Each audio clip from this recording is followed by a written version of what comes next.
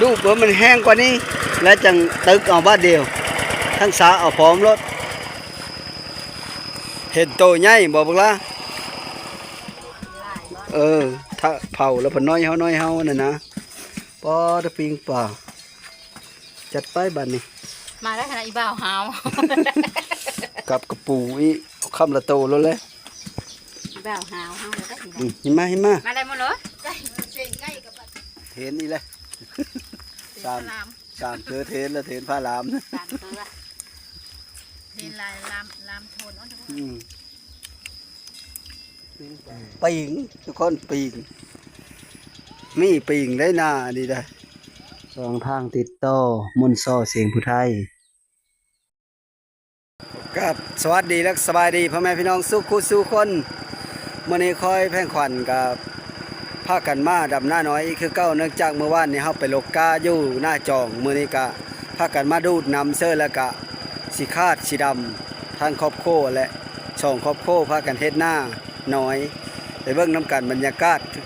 ตอนนี้ก็กำลังเอาท้อพญานาคถืนเชื่อดูบน้ำหนองตัวนี้ก็ไปลกเมื่อวานนี้พี่น้องนี่นะ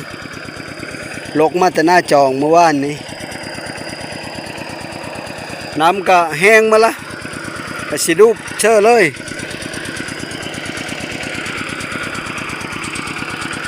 เด็รูปลงมาไทยมาดำเหอนี่แหละเพราะว่ามันแห้งนะมันมีอยู่แต่โซนทุนเอาละดูบมาตื้มชะกันนี้ปั๊มน้ำหาวลงมาเลยพญานาคก็อะไรอันนั้นเลยเด้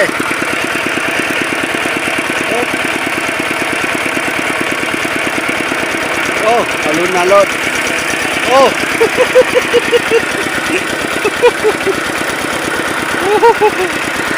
ได้เหลืองเลยกดโบเลย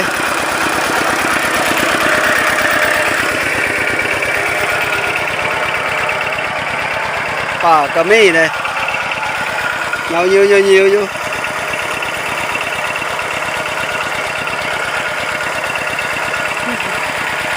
น้ำแห้งกินปลาพร้อมแล้วมัน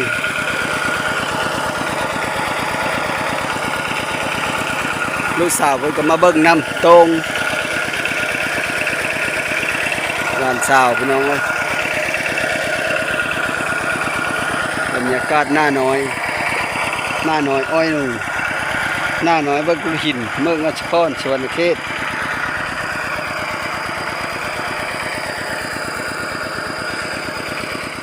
หลังจากดูดน้ำสีแห้งแล้วป่าเต้นวูวาพี่น้องเอ้ยจังแม่นป่าพี่เลยแล้วคือบ่ใหญ่แท้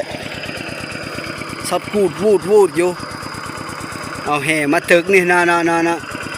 สัตว์วูดไปวูดมาอยู่คือสิลายโตอย่าประคอใหญ่ก็บ่จักนะ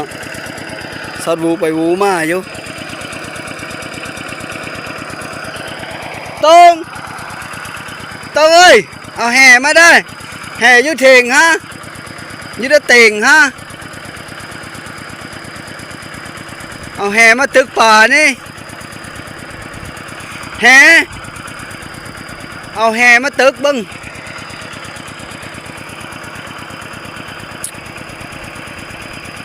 แห่เท้าเนี่ยนะป่าอยู่ได้เต่งฮะโดนกองไหมและ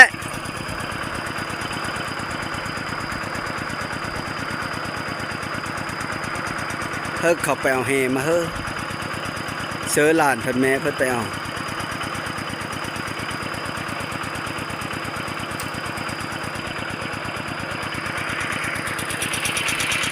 ปอตะ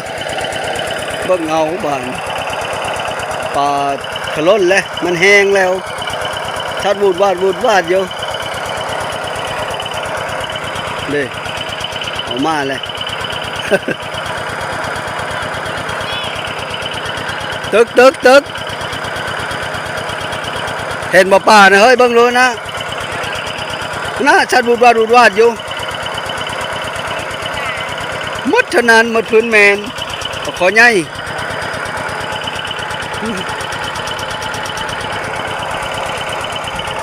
nó còn cung cầm nhiều nó nhây thế tha phom gia đình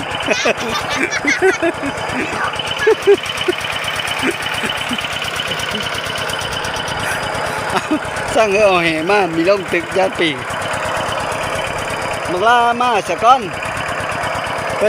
nằm hang đây con chặt thực nó nhảy đi đây hả tiền nữa bốนั่นแล้วจะว่าแล้วก็กระยานกันเลยเอาแล้วก็ไปเอาฝุ่ยมาว่านก่อนอันดูเผื่อมันแห้งกว่านี้แล้วจังตึกเอาบ้านเดียวทั้งสาเอาพร้อมรถคันมันแห้งกว่านี้อีกก็สาเอาพร้อม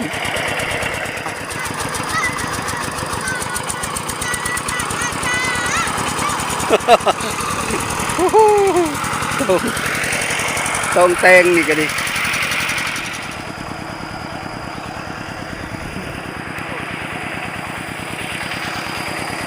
ได้แล้วสำนี่เจอเอาฝุ่ยมาว่านเลยหรือวะก้อยเอาฝุ่ยมาว่านเลยหรือวะ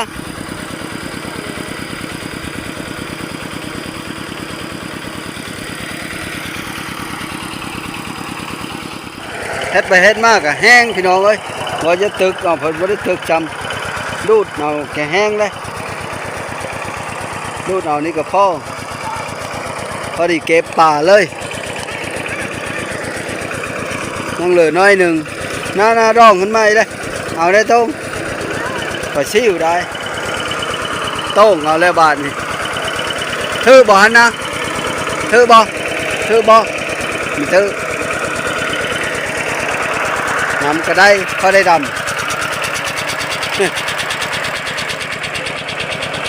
ปลาสิเปียวกาตัวนั้นได้มาเสริมเพราะว่ากาตัวนั้นกาแต่มือชื่นพวกไป3 มื้อละกาตัวเฮาไปโลกว่านี่นะเอาไว้ดำตอนแรงไว้ดำเฮือพุ้นดำกาตัวนั้นแล้วก้อน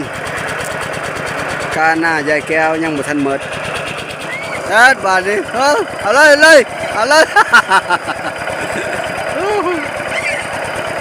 นล่ะปรับปลูกปลาไว้ฮะแล้วมันบ่มีอันเซอร์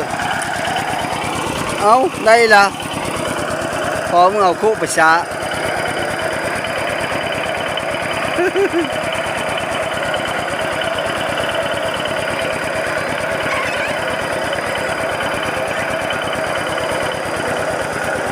ao bạn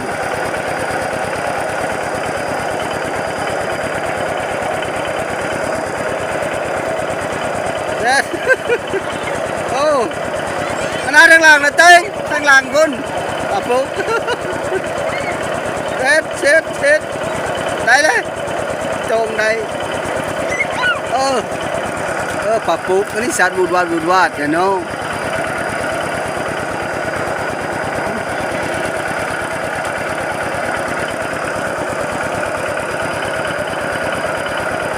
bà đi hết tên màn đi lên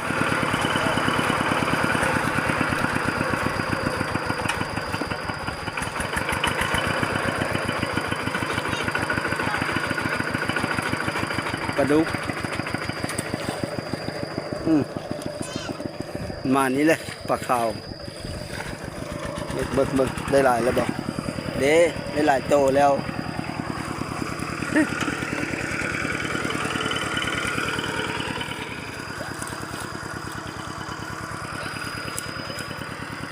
มีแต่ปลาแม่ไข่ทั้งหมดเนาะ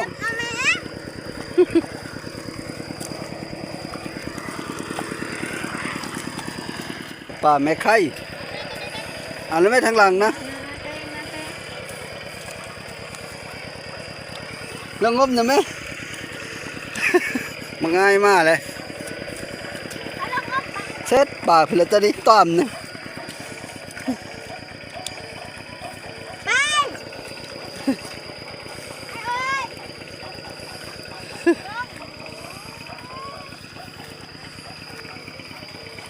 น้ำมันหนองน้ำหนักกันยังไม่ ปลาเต้นวัววัวแล้วเป็นปลาปุกอันนี้เขาจะว่าปลาคอปลาดุกไง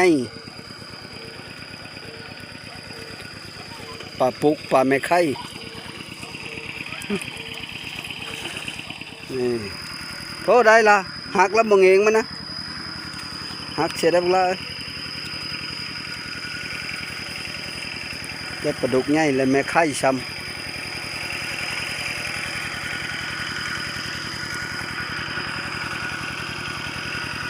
มาแล้ว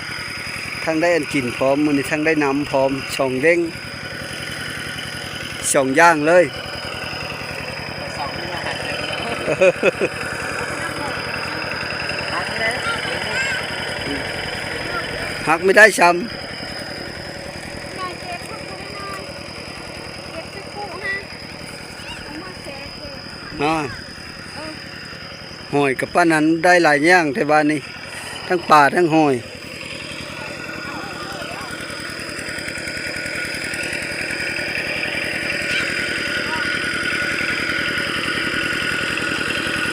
ขาดหน้าเป็น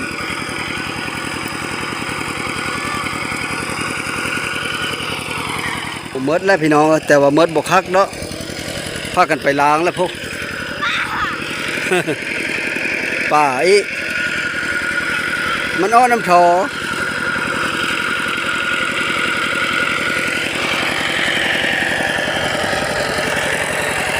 ต้องเอามัน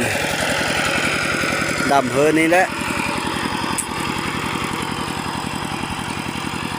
สามมนมาซอยพอดีได้คนงานเติมอีกมือนี่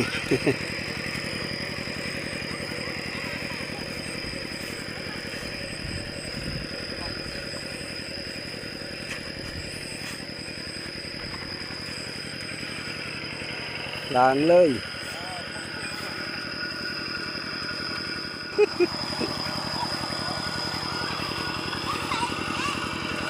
ข่าวแล้วบ่งามบ่บ้านนี้รับทราบอยู่บ่ปอตโกตัวได้หลายเติมเนาะปอต ข่าวเจ้า ข่าวจ้วหลังจากดูดเอาปลาหรือว่าดูดน้ำเชโฮตะก้าเฮินเฮาคาดดำนะพี่น้องก็เฮินมาตักเอาฟูยไปเซอร์เฮินคาดก็สิว่านฟูยเลยน้ำมันก็ยังเหลือเท่านี้แหละนะ น้ำมันซื้อ1,000,000ตอนนั้นมันยังแพงเด้เต็มตุกอันนี้แหละ1,000,000ตอนนั้นเดี๋ยวนี้ใครได้มันลงได้แล้วแต่ว่ายังบ่ทันได้ไปซื้ออีกน้ำมันลงได้แล้วเดี๋ยวนี้เสร็จเพิ่นว่าบ้านนี้กลับไปบ้านฟุยเลยชอบหนึ่งมาเชื่อพอได้เชื่อกาได้นะแล้วก็สิไปว่านเชื่อเฮอนั่นเลยตัวสีดำมื้อนี้นั่นนะดำ3-4เหออยู่ลุมพุ่นน่ะยังบ่ทันได้ว่านพี่น้องสิจะว่านมื้อนี้แหละเชื่อฟุยน้ำยันมันบ่งามคันเฮามันตอนนี้ก็ว่านฟุยกันแล้วทุกคนน่ะว่านฝุ่ยกันแล้วเรียบร้อยครับดำผ้ากันดำ5 นา 6 นาผ้ากันลงดำเนื้อบานอ้อนอยู่บ่เฮ้ย เอาโดนเข่งเขาเลย เล็งจับมึงดูโต้งเตงมียะเล็งผู้แซงปลาลงไปเลยรถเป็นเลยโต้งแข่งกับมึงดูกับอันยายนะ แข่งยายมึงดูต่อเหอะกกหนึ่ง กกหนึ่งเฉพาะแข่ง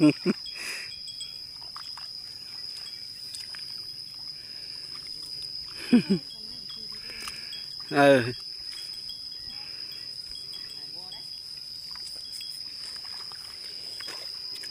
ลงดำน้ำเขาก็บัดนี่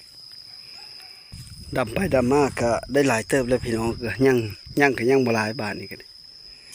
หลังจากเขาดำแล้วเฮอนี่ก็สิลงไปคาดเฮอนั้นต่อเอากาเก้านะมาดำและกาไม้เฮาก็สิเอาลงไปดำเฮอหลุมนั้นมันมีบ่อนแช่น้ำเลยสิหนกาตัวนี้ไปไว้อยู่ภายหลุมพ้นบาทนี่หนกาเอามาว่านนี่นะลงไปไว้อยู่ภายพุ่นละ ไปดำเฮือนั้นโต้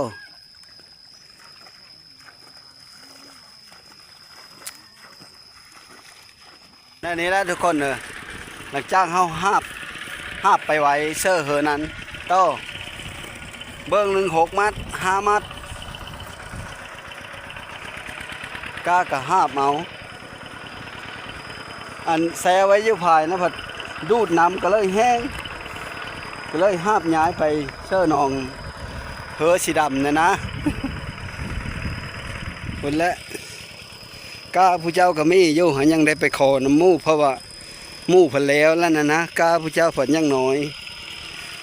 กะมันมีน้ำได้เจ้าบ้านฝุ่ยก็ดีก็เลยยังบ่ทันได้บ้านฝุ่ยซ้ำฝุ่ยก็เอามาแล้วมื้อนี้ว่านเสื้อท่มมีน้ำบ่ได้ตอนนี้ก็เฮิรนมาแล้วพี่น้องหลังจากตีเพลเลยเถงเลยเฮิรนมาเถงเลยแต่ว่าเฮิรนเถงบ่ได้มันให้หลายยานมันมีให้เพิ่นก็มีกล้าเฮิรนพากันยึดตารางนี่เฮ็ดกินเพื่อเฮ้ยแกงหน่อไม้อ๋อแกงหน่อไม้ไผบ้านแกงหน่อไม้ไผบ้านแล้วมันต้มหม้อจะแกงหน่อไม้บ่ ลูกปูน โลกข้าวปุ้นใส่ก่อนกินตำข้าวปุ้นก่อน พอดีกระดูกพอดีเปื่อยเลยนะเสื้อแกง กระดูกนี่เสื้อแกงพูดเป็นอาชีพไม่ได้ สีมันไว้ลาบกินก็ได้ทีเด้อนี่นะ ต้องหันละป่านะ คณะปลาขาว ง่ายได้อีกบักคอใหญ่นะเนาะ เลือกกระซ้ำให้หน่อยเลือกปลา ง่ายได้บักคอใหญ่อีกตัวหนึ่งโชว์เงาะโคหรือ เอามาในเมฆกระซ้ำนะคะ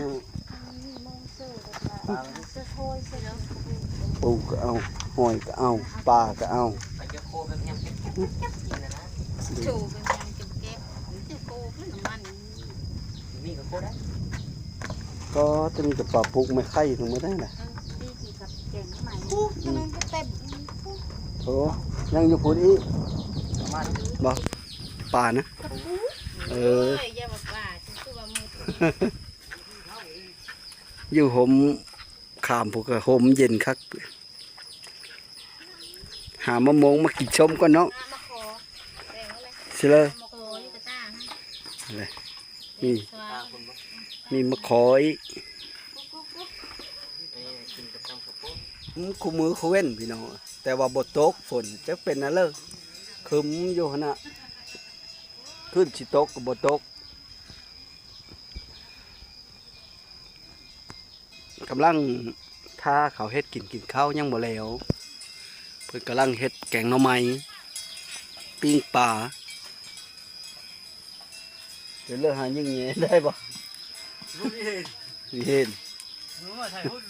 เขาได้เต้นอยู่มันบ่จะแดดไปเลยมันมีจะอ้อไปเลยสิกรงโงกก็กรงควายตรงเตงอยู่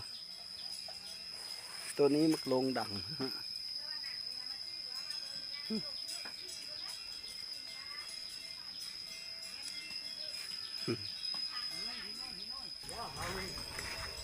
เขากินไปเลย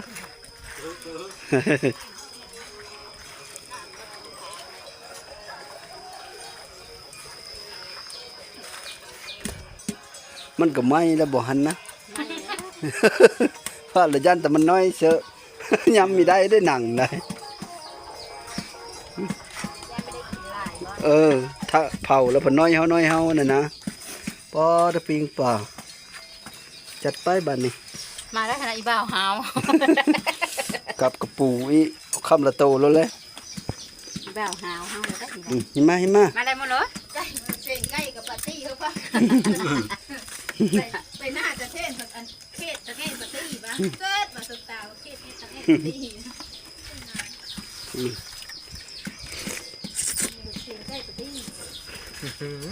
ยังไงล่ะกระปุก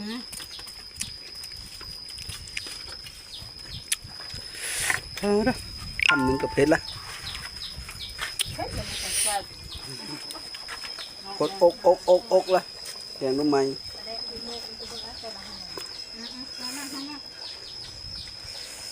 ทั้งปิ้งปลาทั้งแกงหน้ำไม้เชือกกระดูกหมูจะมองฮะมีอ้อชามมันมีชุกบ่ ได้เหลืองแล้วเลย บ่ได้ย่างเลย มันดำเหรอ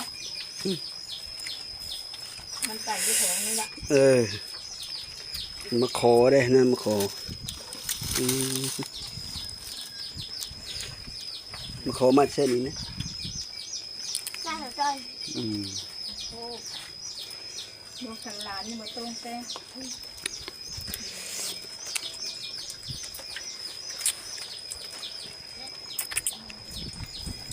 ดูมือระเบิดย่างมาโอ้ดูปะนะแล้วยังละมือน่าจะตอนนี้ตื่นกันดูแค่หน้าของเขาเป็นน่ะคุ้มเป็นมันสูงเลยเอ็ด เย็นหนังไม่เอาไป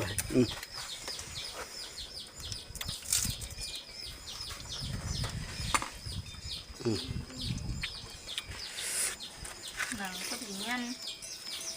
นอนเต้ง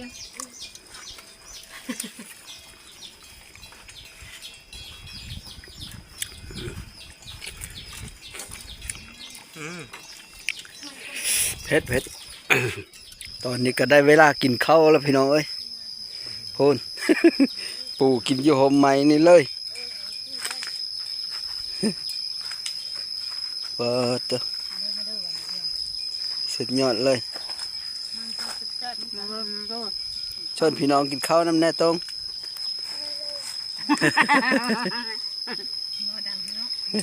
มาเด้อกินข้าวน้ำกันปิ้งปูปิ้งปลา แกงมา แกงหน้ำใหม่ แซ่บ ข้าวหอมง่ายกันเด้อมื้อนี้เด้อแซ่บบอกแกงหน้ำใหม่เสื้อกระดูกหมู สามพี่หลังยืดตุ้มให้อยู่ เทงหลายเพิ่นบ่มีบ่อยู่ยันให้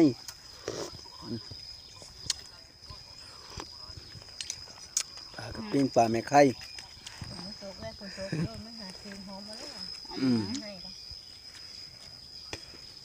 ให้ก็มีอยู่บ่ ฝนตกนะแม่นเลย สี่แล้วบ่ นาควายตัวนี้ก็แม่บน้ำขี้ตมอยู่ปรับมันอยู่เคยจะแกว้งห่างจะฮอด น้ำนุ่มฮะ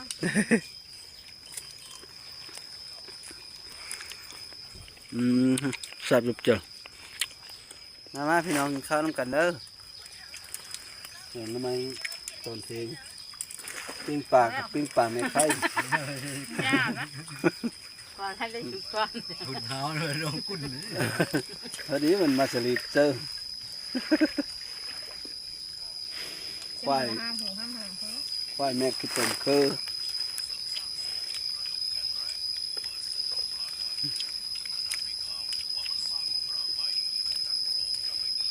ขึ้นมาบ้างก็คือไหมขึ้นมาถูกมันก็อ่ะเขาจะมีคนนี้สวย ตอนนี้แซ่บๆเทนนี่แหละ สาม สามเจอเทนแล้วเทนผ้าลามนะ สามตัวเรียนลายลามโทนอ๋อ ปิ้งปลาก็แซ่บปิ้งปลาไข่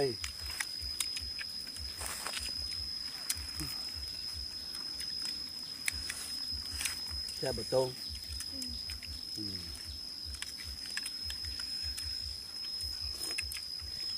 จากกินข้าวกินน้ำแล้วก็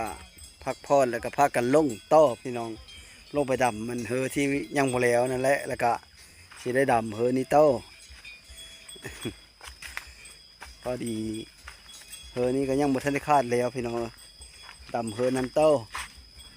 เฮอติดแดนตาที่สี่นะยังดำบ่แล้วเว้นนี้และบรรยากาศเธอเบิ่งพวกเขาดำอยู่พวกเฮอติดแดน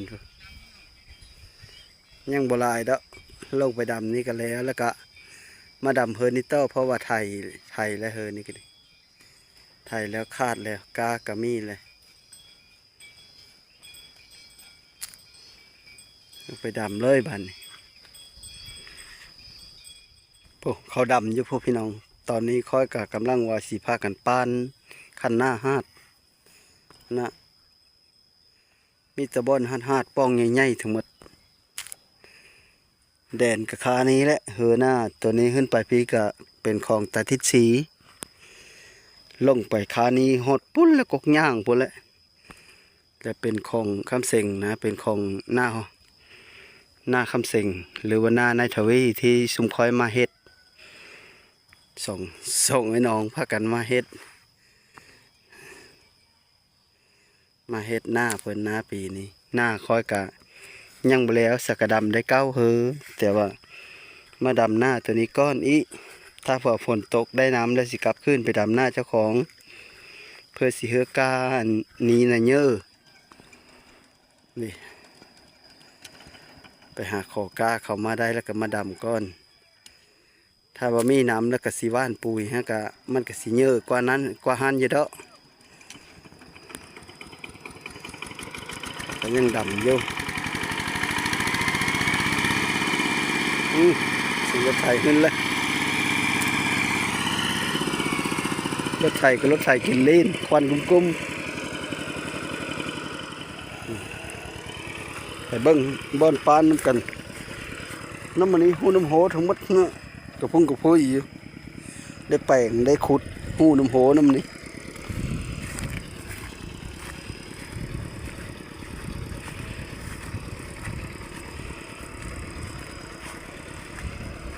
มันรู้เดี๋ยวนี้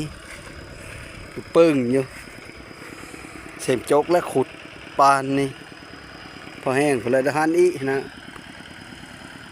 ฮะก็รู้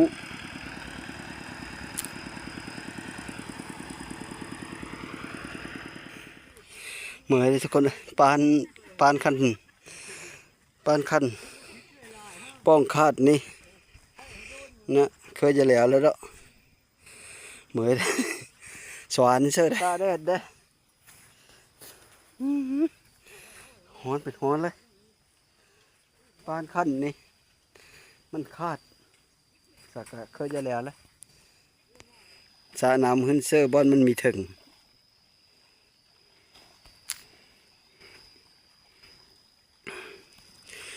ไปพักก็ฮ้อนเลย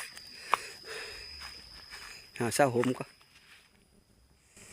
นี่มาก่อยปานป้องนั้นก่อยปานป้องนี่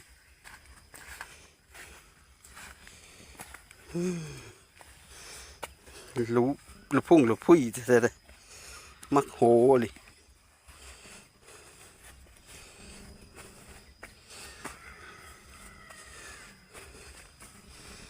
แล้วพี่น้องเอาบ้านนี่เรียบร้อยแล้วดอนนี่ปานคัน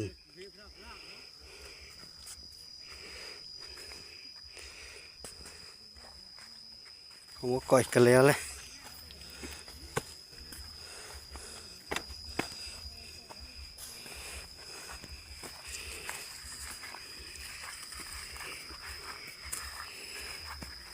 เลยอิเลกานี่นะเนาะลำเพลินแล้วเต้าบ่ก้อยเพลินรถถ่ายจอดนะบ่ฮะอันนี้แล้วจึงได้น้ำอันนี้นั่นบ่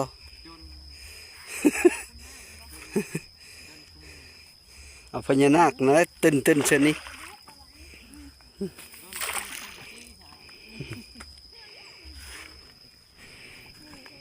แล้วผัดข้าวเหลืองผมมาดำเสื้อข้าวเขียว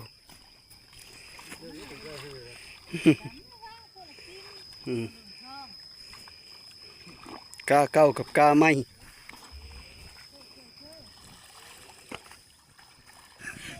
โอ้ยจะแลนโต้เลยบ่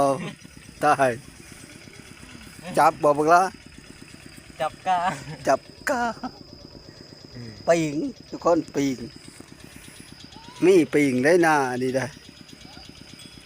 เสพไหมเห็นนี่ล่ะว้ายพี่เหลือเต้งอย่าจับไหม ผู้มีญาติมันมีญาติ มึงลาพวิญญาณเอ้ยอันเยอะเลยคิดเด็ดเลยอันนี้ดึกเด้อมึงลาเชฟไหมเสียวเด้อมาเลยบัดนี้ก็ค้ำแล้วพี่น้องถือว่าผลงานมื้อนี้ก็ได้2เฮือป่ายนะเฮือนี้อีเฮือแล้วเฮือนี้จังย่าแล้วอยู่ดอกตะเว้นกับพอดีคำพี่น้องนะตะเว้นพาดไปไม้พอดีผ้ากันเจ้านี่ก็สิแล้วอยู่ดอกเฮือนี้พอดีทั้งหมดทั้งมวลก็6 คน7 คน6 คนผู้หนึ่ง2 คนเมื่อเลยมาวันนี้ก็ค้ำแล้วพี่น้องถือว่าพากันบุกเวะกันตอนนั้นก็แดดกึบว่าอยู่อันฝนวอลตกก็ไปตกบัดแดดมาผัดเมียงรถปีงก็มีพี่น้องว่าเลยยานปีงกับว่านั้นมาวันนี้ก็สุดท้ายก็ขอขอบอกขอบใจน้ำพ่อแม่พี่น้องที่เข้ามาติดตามรับชมก็ขอให้อยู่ดีมีแห้งขอโชคเพื่อหมานให้ลำให้รวยสุขุสุขคนสบายดี